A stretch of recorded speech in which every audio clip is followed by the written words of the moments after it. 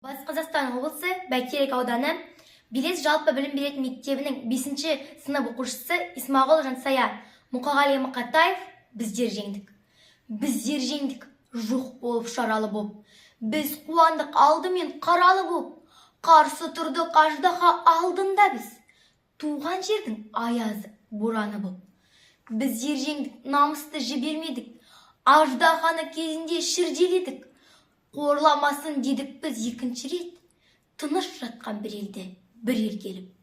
Біздер жеңдік қарумен түрелменде. Көгімізден қан тамды түнергенде. Өзімізді запаста ұстадық біз.